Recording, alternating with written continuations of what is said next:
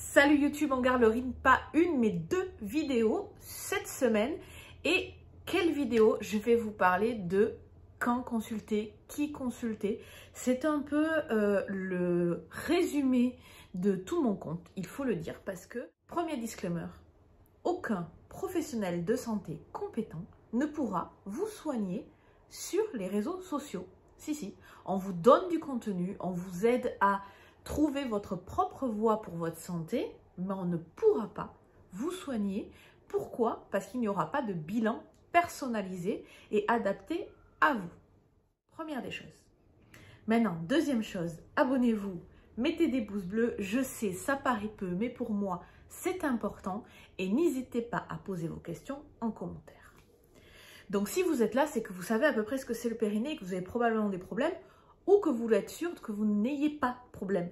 Les problèmes de périnée, c'est quoi? Les fuites urinaires les plus connus et pourtant, ce n'est pas une fatalité, encore moins une normalité.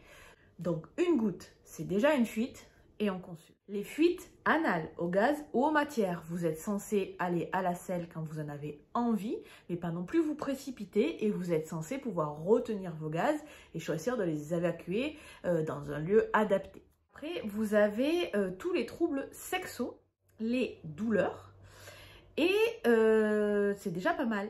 Ah si, et j'ai oublié les troubles du maintien. Là-dedans, on trouve les prolapsus, les descentes d'organes, mais aussi tout ce qui peut être direction de dépression, dû aux abdos, au périnée, etc. Donc les pathologies du périnée, de cette zone qui se retrouve à la croisée des chemins, qui a plusieurs fonctions, ne sont pas toujours faciles à démêler et il faut parfois démêler la pelote par tous les bouts. Donc, pour savoir si vous avez ou non des pathologies du périnée et si vous en avez, qui peut vous venir en aide, il vous faut consulter. Mais qui? La première personne à aller voir, c'est votre médecin généraliste. Il est garant de votre santé globale, c'est normalement la personne qui vous connaît le mieux. Et si vous avez des troubles du périnée, il peut vous orienter.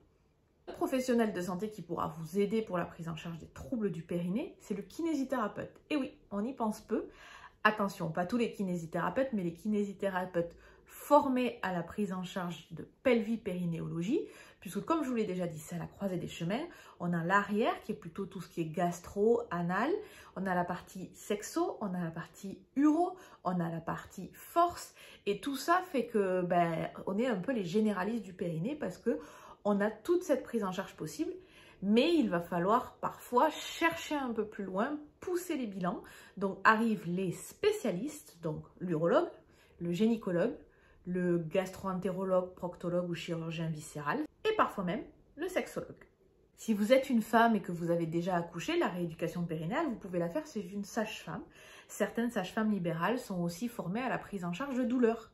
On parle de troubles du périnée ou de douleurs pelviennes, on peut aussi penser à l'ostéopathe, qui est un professionnel de choix que vous pouvez aller voir pour travailler un peu sur la structure et aussi sur les fascias. 80% du périnée, c'est des fascias, donc pourquoi pas essayer? Et surtout, ne pas les oublier, tous les professionnels de la santé mentale, psychologues, psychothérapeutes, sexologues, eux sont là pour vous aider. Le corps et l'esprit sont souvent liés. Le périnée est une zone importante de somatisation. Somatiser, ça veut dire que parfois, on a une douleur dans la tête, quelque chose qui nous dérange et ça s'imprime dans le corps. Et le périnée est une zone importante de somatisation. C'est pas parce que c'est dans la tête que ça n'existe pas. Non, on a longtemps cru ça, mais ce n'est pas le cas. Et voilà. Écoutez, j'espère que ça pourra vous aider. Le périnée est encore trop souvent une contrée perdue que même les soignants ont du mal à appréhender.